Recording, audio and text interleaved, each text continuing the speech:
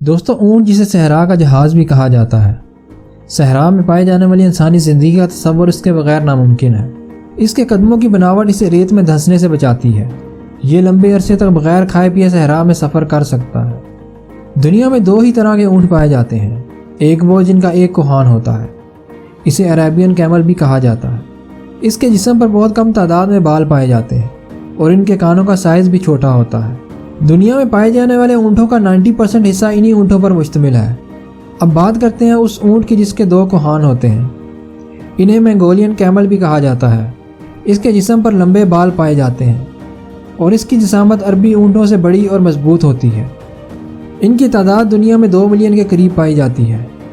اب بات کرتے ہیں سامنے پر موجود اس گلابی رنگ کے بال کی جو یہ اپنے منہ سے نکالتا ہے۔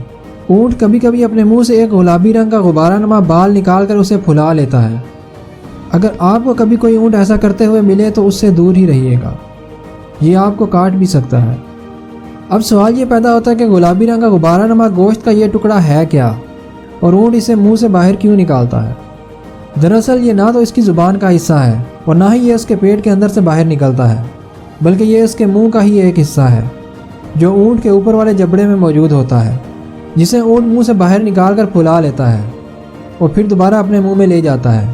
اس میٹ بال کو باہر نکالنے کا صرف اور صرف ایک ہی مقصد ہوتا ہے، اور وہ فیمیل کیمل کو اپنی طرف متوجہ کرنا۔